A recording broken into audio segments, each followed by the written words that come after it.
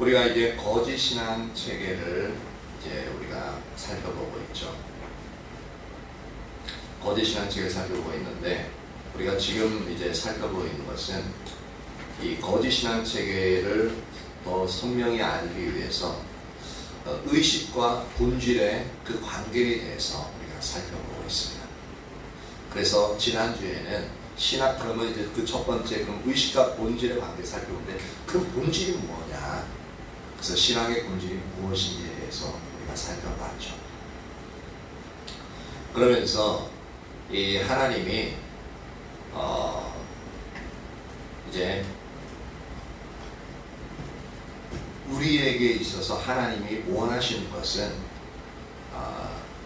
의식이 아니라 본질을 원하신다라는 말을 그렇게 이제 우리가 살펴봤습니다.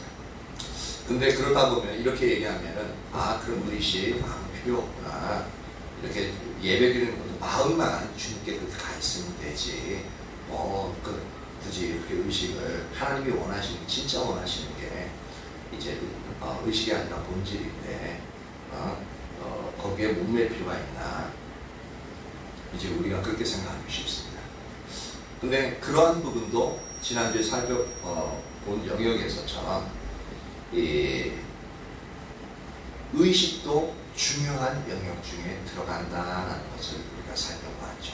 그래서 하나님께서 명령하신 본질적인 것이 이제 하나님을 알고 살아가는 그 신앙의 본질에 관한 것이긴 한데, 그래도 그 의식은 이제 의식을 통해서 그 본질이 표현되어지기 때문에 의식이 중요하다.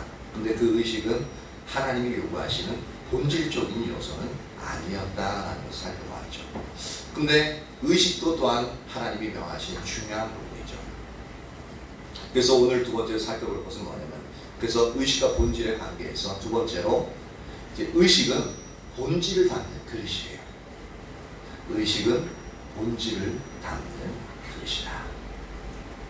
하나님께서 호세아서 6장 6절 나는 인애를 원하고 번제를 원치 아니하며 하나님 아는 것을 원하고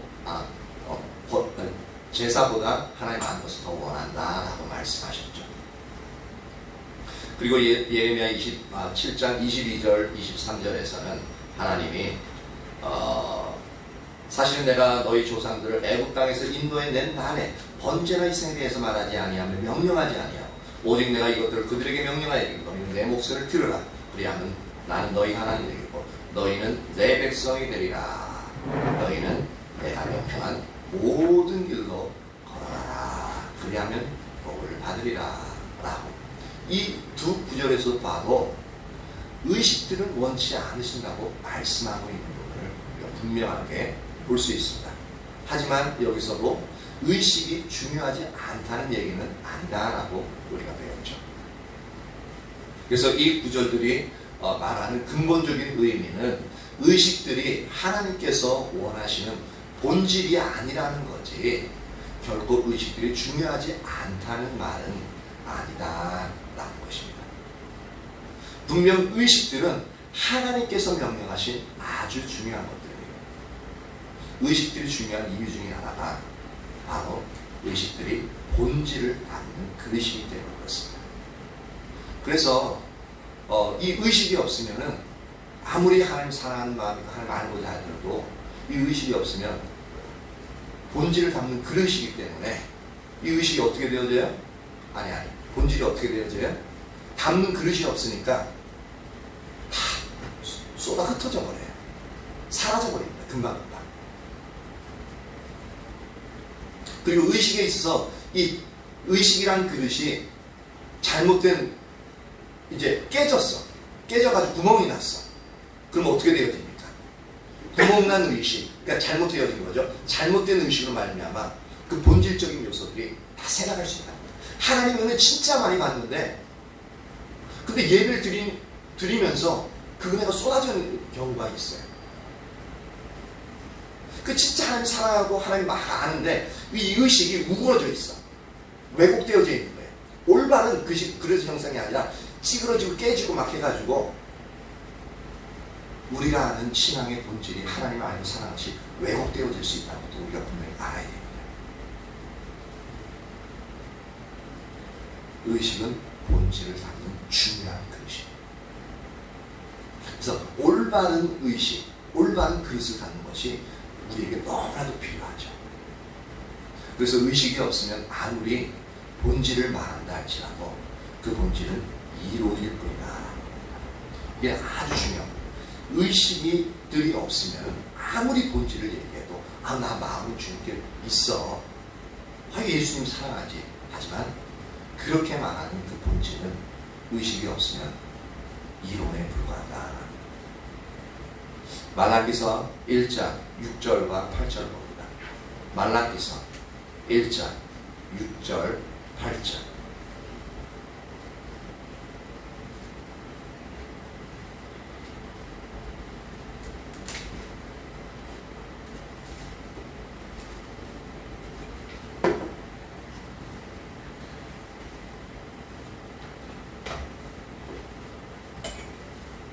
같이 한번 읽어봅니다.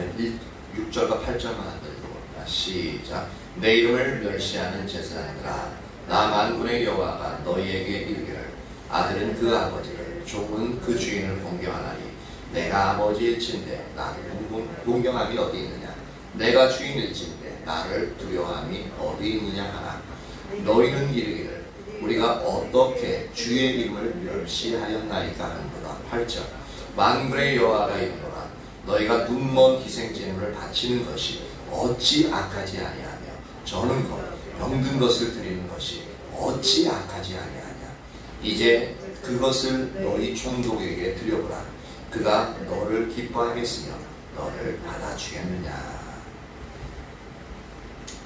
이 말라기서 1장 6절을 보면 이 말라기 시대의 제사장들은 하나님을 여기 보면은 이제 주님 또는 아버지라고 그렇게 불렀던 것을 알 수 있습니다.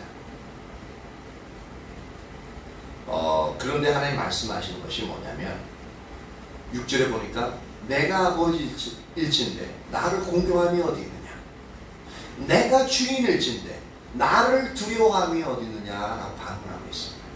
두려워한다는 것은요, 경외한다는 얘기입니다. fear 해가지고 두려워함은 경외함을 의미하고 있습니다. 즉 하나님을 두려워함으로 사랑하는 겁니다. 나를 아버지 주님이라고 그렇게 부르면서 나를 공경하지 않지 않느냐, 나를 경외하지 않지 않느냐. 그 결과 어떻게 됐다고요? 그들은 하나님의 이름을 멸시했어요. 근데 심각한 게 뭐냐면 그 제사장들이 이제 6절 하반절에 보면 우리가 어떻게 주의 이름을 멸시하였나이까 이렇게 하나님께 오히려 반문하고 있습니다. 어떻게 우리가 주님을 멸시했습니까?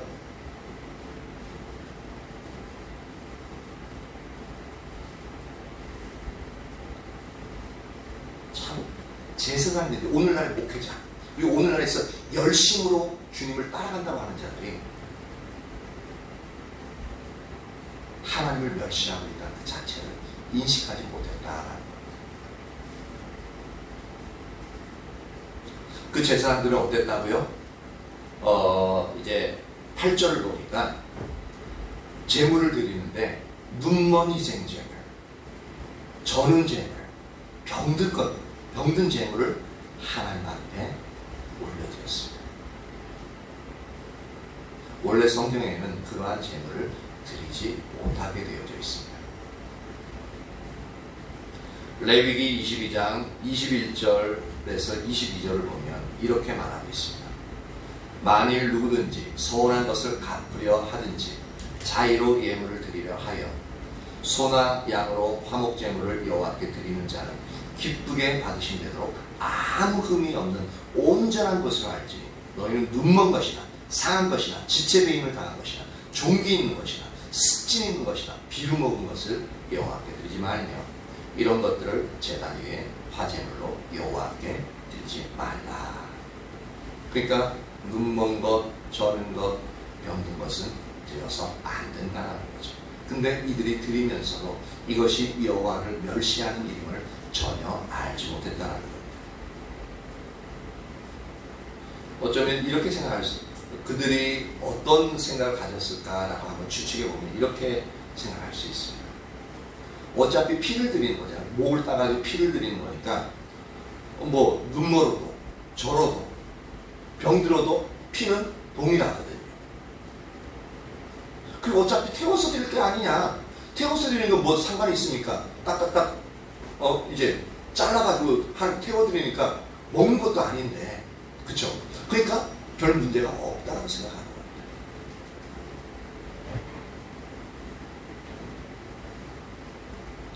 문제는 그들 속에 하나님을 경외함이 없다는 겁니다. 하나님은 공경함이 없어요.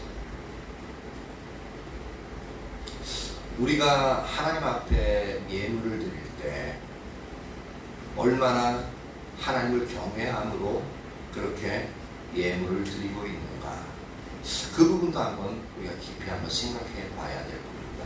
우리가 이제 물질을 드리잖아요. 화폐를 드리기 때문에 이것이 저는 것인지 뭐 병든 것인지 아니면 눈먼 것인지 이게 나타나지 않아요. 그렇죠? 겉으로 안 나타납니다. 그런데 우리 마음의 중심에 있어서 진짜 내가 섬기는 하나님께 얼마나 감사하고 얼마나 하나님을 사랑하고 얼마나 그 하나님께 정성을 다해서 그 물질을 드리고 있느냐, 그 영역을 우리가 한 번쯤은 생각해 봐야 될 부분입니다.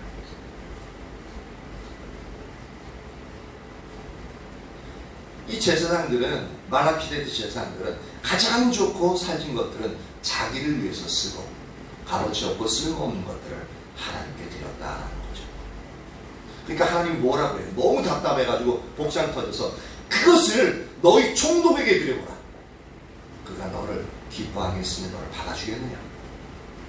제사장들은 분명히 이런 눈멀고 절고 병든 것은 총독에게 주지 않을 겁니다. 왜냐하면 곧장 눈에 보이고 그랬다가는 총독을 멸시했다는 죄목은 목이 탱가 나갈 겁니다. 총독, 사람, 보이는 사람에게 드리지 않을 거면서 어떻게 나한테는 전능하신 여호와, 온 우주 만물을 창조하신 여호와, 나에게는 이러한 것을 드리고 있다. 그러니까 멸시하는 게 아니냐라는 거죠. 그 행위 자체가 하나님을 멸시하는 행위였다라는 거죠. 우리가 하나님께 예를 드리면서 그냥 어떤 마음으로 드리냐라는 겁니다.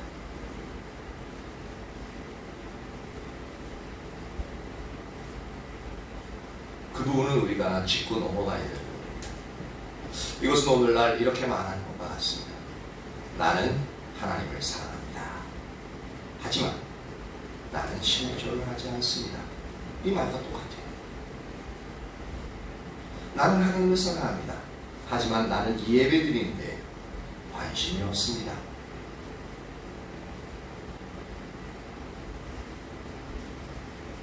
하나님은 나의 주님이시요 나의 아버지십니다. 그러나 나는 나를 위해 수천만을 쓰는 데는 전혀 아깝지 않지만 하나님께 드리는 헌금은 아깝게 느껴집니다. 제가 말한 이 세 가지의 말들은 모두 성립되지 않는 말들이죠. 그런데 우리의 삶 속에서 이러한 일들이 우리도 인식하지 못하는 순간에 저질러지고 있다는 겁니다. 그 당시에 말라기 시대의 제사장들처럼. 그래서 십자가 복음에 보면은 그 저자가 결혼 반지의 예를 듭니다. 그러면서 이렇게 얘기하죠. 어떤 부자 신랑이 있는데 그 신랑은 자기를 위해 이제 결혼패물을 자기 결혼패물을 위해 수천만 원을 썼어요. 좋은 시계에다가 막 금반지, 뭐 금목걸이, 뭐 자기가 좋아하는 뭐 전자 가전기 뭐 그렇게 해가지고 한 돈 천만 원, 수천만 원을 써버린 거예요. 그런데 그가 사랑하는 신부에게는 예물로서 뭘 했냐면 14K 반지, 24K가 아니에요. 14K 반지를 딱 해주었어요. 그러면서 딱 그걸 주면서 끼워주면서 자기야 사랑해. 너무 황당한 부분이죠. 그럼 신부의 반응은 어떨까라는 거죠. 제가 신부라면 어떻게 하겠어요? 딱 빼가지고 얼굴 확 던지고 신랑 얼굴 던지면서 너 나가잖아.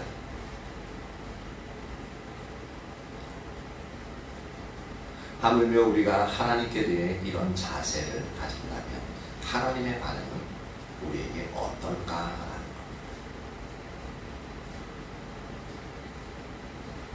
그러니까 우리가 우리 자신을 위해서, 우리 가족들을 위해서, 우리 자녀들을 위해서 쓴 것은 아깝지 않아. 전혀 아깝지 않아.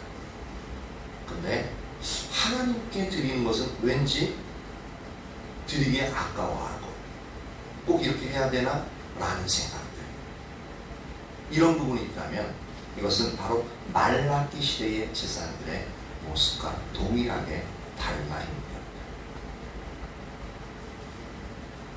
우리 모습은 어떻습니까? 지금까지 살펴본 것이 바로 의식은 본질을 담는 그릇이다라고 얘기했습니다. 그래서 그 의식이 올바르게 드려져야 할 부분을 이야기했습니다. 그리고 세 번째로 살펴볼 것은 뭐냐면 의식은 본질을 위한 수단입니다. 의식은 본질을 위한 수단이 되어진다. 의식이 중요하지만 본질 그 자체는 아니죠. 그러므로 아무리 의식이 많아도 본질이 그 의식 속에 담겨있지 않으면 그 많은 의식들은 하나님 앞에서 아무런 의미가 없다는 것. 그러니까 한 번을 드려도 진짜 본질이 담긴 예배를 하나님께 올려드려야 한다는 겁니다. 그리고 그 본질이 담긴 예배를 더 많이 드리면 드릴수록 하나님 더 기뻐하시겠죠.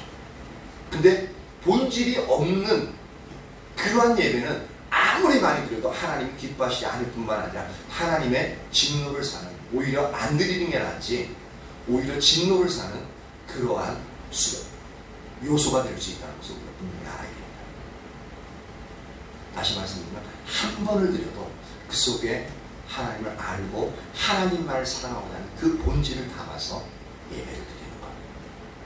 그러한 예배를 수도 없이 많은 예배를 드리게 된다면 하나님 진짜 기뻐하시겠죠. 우리가 하나님과의 친밀한 교제를 갖기 원한다면, 즉 본질을 원한다면 정기적인 성경 공부와 묵상, 기도와 금식 등 우리에게 이러한 것들이 반드시 있어야 돼요. 즉 우리에게 의식이 필요하다는 거죠.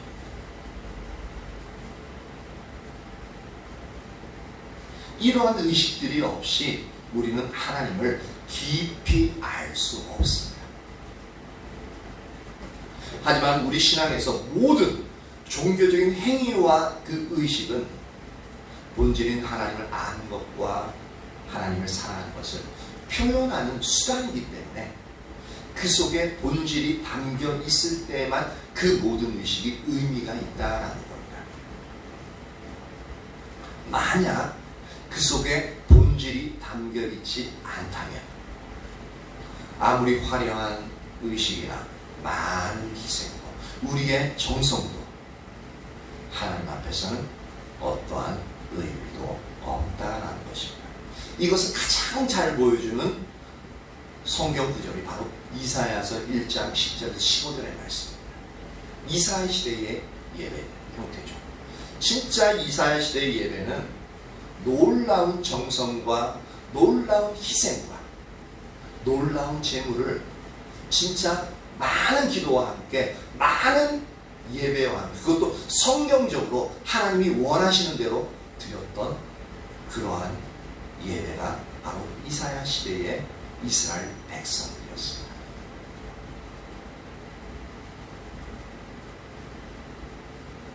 우리가 이 부분을 잘 알고 있지만 다시 한번 찾아봅니다. 우리의 신령 가운데 그렇게 각인시키는 부분이 필요해요. 이사야 1장 10절에서 15절.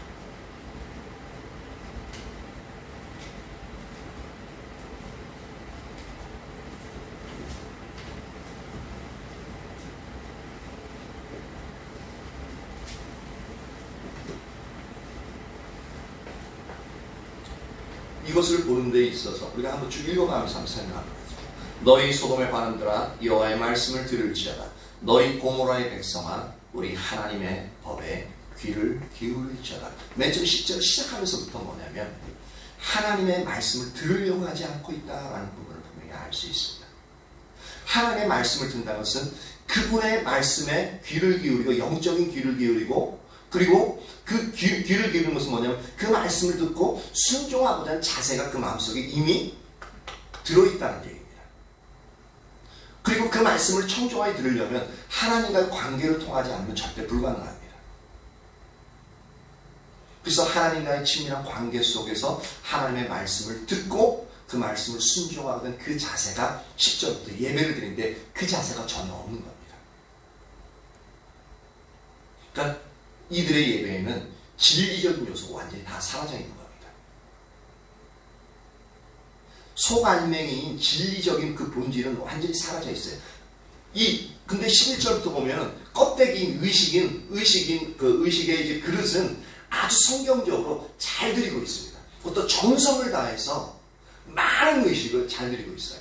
11절 여호와께서 말씀하시되 너희의 무수한 재물이 내게 무엇이니까 하나님이 인정하시는 무수한 재물 나는 순양의 번제와 살진 짐승의 기름에 배를 넣고 살진 짐승 그 재물들 중에서 가장 좋은 하나님께서 성경에서 명령하신 가장 좋은 것들을 그러니까 여기는 정성이 들어갈 수밖에 없죠. 그리고 많은 희생이 들어갈 수밖에 없어요. 왜냐하면 물질이 엄청나게 많이 들어갈 수밖에 없습니다. 살진 짐승의 기름에 배를 넣고 나는 수송아지나 어린 양이나 순염소의 피를 기뻐하지 아니하노라. 12절 내가 너희가 내 앞에 보이로니 이건 성경이 말씀하신 대로 그렇게 1년에 3번씩 그 절기를 따라서 하나님께 보이러 오는 성경적이죠. 이것을 누가 너에게 요구하여 내 마당만 밟을 뿐이라. 13절 헛된 재물을 다시 가져오지 마라. 무수한 재물로서 너무나도 좋은 최상위품의 재물인데 헛된 재물이래요. 다시 가져오지 말라. 분향은 내가 가증히 여기는 바요. 월삭과 안식일과 대회에 모인 것도 그러하니 월삭 안식일 대회 많은 예배를 드리고 있음을 볼 수 있습니다. 그런데 여기 보면 성회와 아울러 왜냐하면 성회는 월삭 안식일 대회로 모인 이 모든 부분이 거룩한 예배죠. 이게 바로 의식이잖아요. 근데 이것과 아울러 악을 행하는 것 악을 행하는 게 뭐예요? 아까 전에 10절에서 보는 것처럼 하나님과의 친밀한 관계 가운데 그 말씀을 듣고 순종하고자 하는 그 마음의 중심이 전혀 없어요. 본질적인 요소가 전혀 없어요. 그러니까 어떻게 되어져요? 그 자체가 아니라는 겁니다. 왜 영적인 그릇은 너무 좋아요. 금그릇이에요. 너무너무 아름답게 그렇게 수놓아지고 너무 좋은 그릇이에요. 근데 그 속에 본질은 전혀 없는 겁니다. 오히려 그 속에 뭐가 들어가 있는 줄 아세요? 나중에 보면 알겠지만 더러운 것들로 가득 차 있어요. 그 의식은 너무 아름다운 그릇인데 그 속에 하나님을 알고 살아가고 그 말씀에 순종한다는 걸 없고 그 속에 자기 것만 가득 들어가 있어요. 그러니까 하나님이 뭐라고 하면 성회와 아울러 악을 행하고 있다라고 말하고 있는 거예요. 그것을 내가 견디지 못하겠구나. 내 마음이 너희의 월삭과 정한 점을 싫어하나니 그것이 내게 무거운 짐이라. 내가 지기에 공비하였느니라. 너희가 손을 펼 때 내가 내 눈을 너희에게서 가리고 너희가 많이 기도할지라도 내가 듣지 아니하니 이는 너희의 손에 피가 가득하니라. 많이 기도하는데 하나님이 듣지 않는데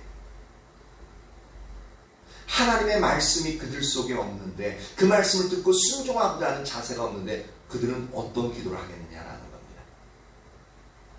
그것을 알 수 있는 게 이사야서 66장 3절에 보면 나오죠. 거기서 뭐라고 하고 있습니까? 저희가 이 이스라엘 백성들이 뭐라고 하고 있냐면 자기의 길을 선택한다고 말하고 있습니다. 그리고 그 마음에 가증한 것을 선택한다고 말하고 있습니다. 그렇기 때문에 너희가 소를 잡아 드리는 것을 살인함과 다름이 없이 하고, 양을 드리는 것이 개의 목을 꺾은과 다름이 없이 하고, 분양하는 것을 돼지의 피를 뿌린과 다름이 없이 한다고 말하고 있습니다. 너무나도 좋은 재물, 너무나도 정성이 들어간 예물인데, 하나님께 예배드리면서 하나님의 말씀을 듣고 순종하자는 마음이 없고, 오직 그 마음속에 너무나도 아름다운 그릇에 자기의 것을 선택하고 하나님이 가증한 세상의 것을 그 마음속에서 선택하고 있으니까 그 예배 가운데 많은 기도를 하는데 무엇을 기도하겠냐는 거죠. 자기가 원하는 것들을 이루어지도록 기도하고, 세상이 자기에게 좋아 보이는 것들을 내가 가질 수 있도록 하나님께 그렇게 기도하고 있다는 겁니다. 그러니까 성애와 아울러 악을 행하고 있는 거예요. 이거 보면 우리가 상당히 두려워해야 됩니다. 우리가 예배 드리면서 우리의 마음의 중심에 무엇을 위해서 예배를 드리고 있는가? 왜 예배를 드리고 있는가? 이 영역을 우리가 잘 봐야 됩니다. 진짜 우리가 하나님의 말씀을 듣고 순종하기 위해서, 진짜 하나님을 더 알고 그 하나님의 알므로 살아가기 위해서 예배를 드리고 있다면 하나님이 진짜 기뻐하시는 예배죠. 예레미야 시대 때 보면은 단지 너희가 안식일만 해도 제대로 지키면 내가 예루살렘에 임하는 심판을 임하지 않게 하겠다, 그렇게 말씀하고 있습니다. 즉 이 얘기는 뭐냐면, 우리가 주일날 예배 한 번이라도 제대로 드리면은 하나님께서 그 일주일간의 삶을 승리할 수 있도록 우리를 이끄시겠다는 얘기도 되어집니다. 왜냐하면 심판, 전쟁으로 인한 이스라엘을 멸망시키던 그 멸망을 하나님께서 하지 않겠다고 얘기하신 거 보면은, 우리가 일주일에 한 번 진짜 예배를 중심을 다해서 하나님 기뻐하신 예배를 드리면 일주일간의 삶에서 하나님이 함께하신 하나님이 우리에게 축복하시지 않겠느냐라는 겁니다. 왜냐하면 하나님 기뻐하신 예배는 어떤 거예요? 진짜 하나님을 알기를 원하고 하나님을 사랑함으로 말미암아 그 말씀을 듣고 그 말씀대로 우리가 순종하겠다는 그 마음의 중심을 가지고 우리가 예배를 드리는 거잖아요. 그러면 그 일주일간의 삶에 있어 세상을 나가겠냐고요? 아니요. 그 오늘부터 토요일까지 진짜 하나님 말씀 그대로, 주일날 말씀 받은 그대로 우리가 삶을 살기 위해서 애쓰겠죠. 그러면 하나님이 그 삶을 기뻐하시지 않겠느냐라는 거죠. 그 한 번의 예배로도 승리할 수 있는 예배의 근거가 되어지는 거죠.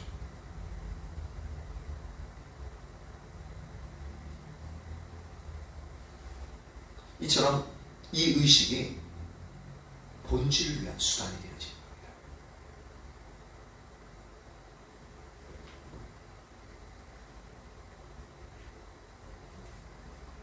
하나님이 이스라엘 백성들에게 이렇게 부정적으로 말씀하신 이유는 지금 말씀드렸지만, 그들이 많은 의식과 희생을 하나님께 드렸을지 모르지만 그들의 삶은 하나님을 알고 전전적으로 살아가는 신앙의 본질에서 떠나있기 때문이었다라는 거죠. 이 그들의 삶과 의식에 있어서는요, 이게 연결이 되어집니다. 의식 속에 본질이 담기지 않게끔 되어지면은 삶에 있어서는요, 반드시 하나님을 떠나게 되어져 있습니다. 그 삶에 있어서 하나님을 알고 전전적으로 살아가는 그 삶이 되어지지 않습니다. 그래서 우리가 예배 드리는 그 순간, 그 자리에서 진짜 본질이 담겨진 그러한 예배를 드려야 되는 거죠.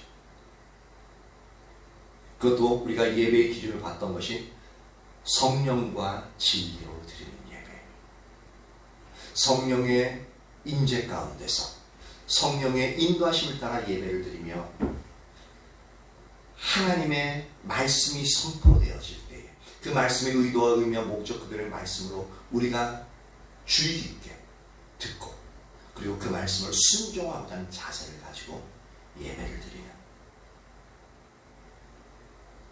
그 중심을 가지고 예배를 드리면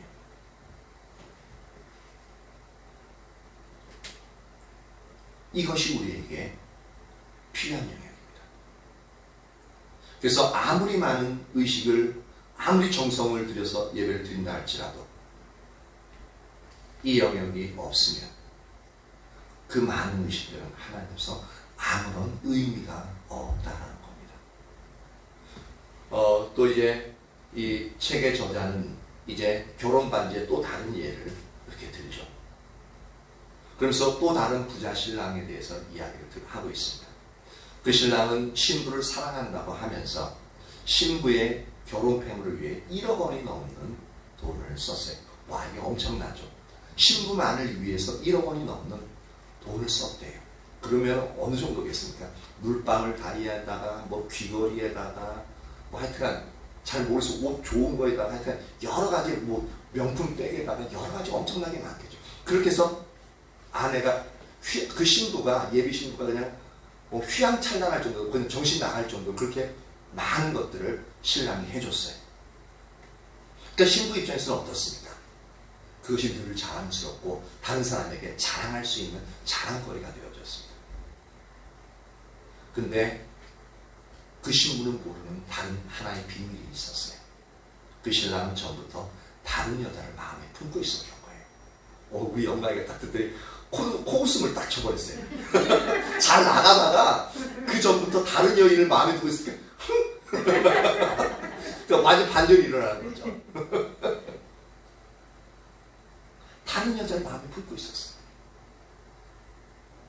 그리고 결혼한 지 얼마 되지 않아서 그 여자와 바람을 피우기 시작한다라는 겁니다. 만약 그렇다면 그 신부에게 있어서는 그 결혼 폐물이 어떤 의미가 있겠느냐라는 겁니다. 이게 바로 이사야 시대 때의 문제였습니다. 물론 결혼 반지를 포함한 폐물은 결혼에서 중요한 부분을 차지하고 있습니다. 진짜 중요한 부분을 차지하고 있어요. 왜냐하면 그 상대방을 얼마나 이렇게 존중하고 사랑하는지가 그 결혼 폐물에 실제로 나타납니다.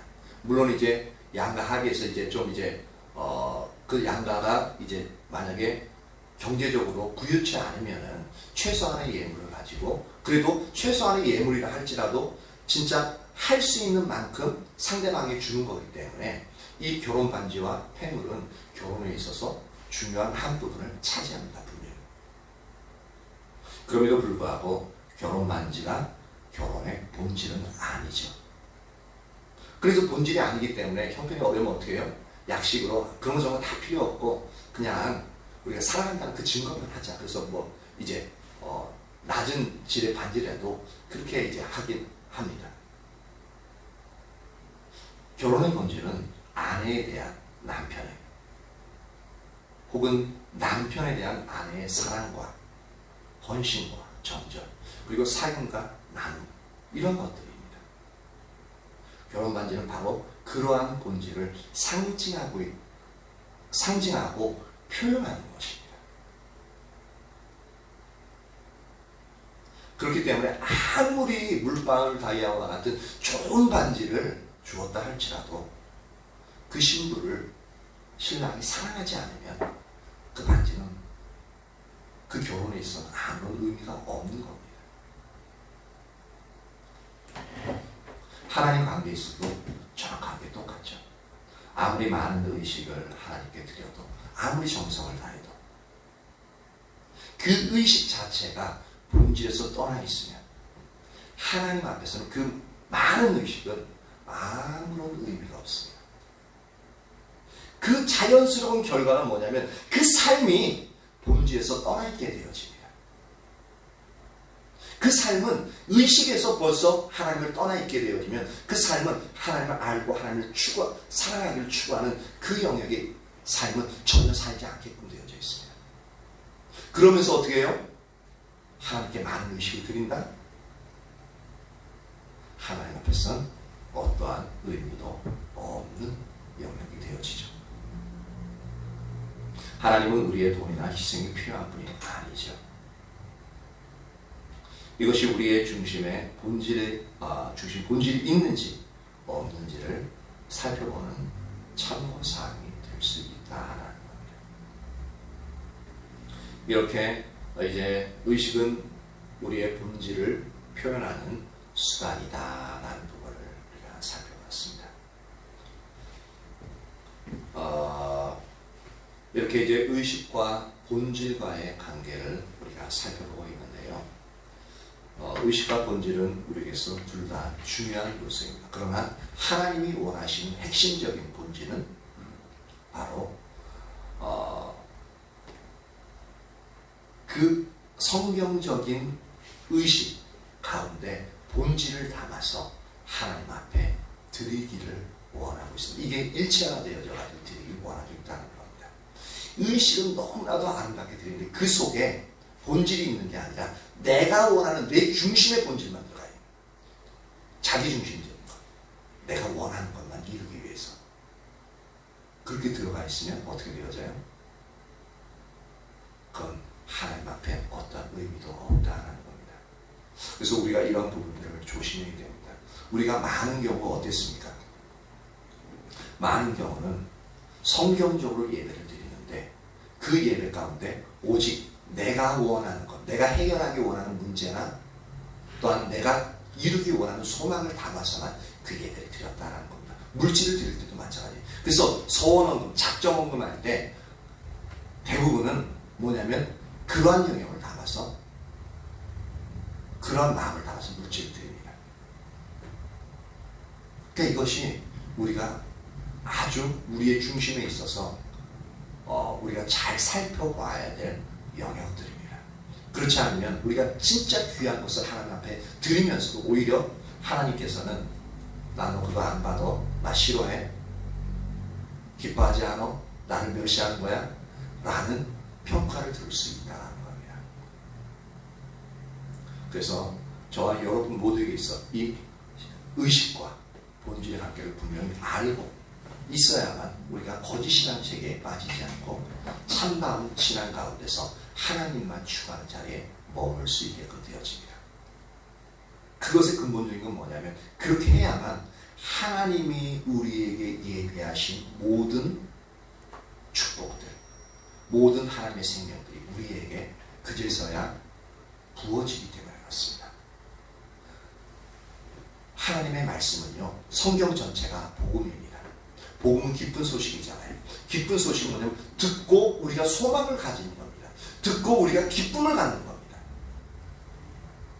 분명한 것은 이 하나님의 기준대로 우리가 돌이키면 하나님의 은혜와 축복이 반드시 우리에게 부어진다는 겁니다. 우리의 심령의 기쁨과 즐거움과 안식과 평안이 있고요.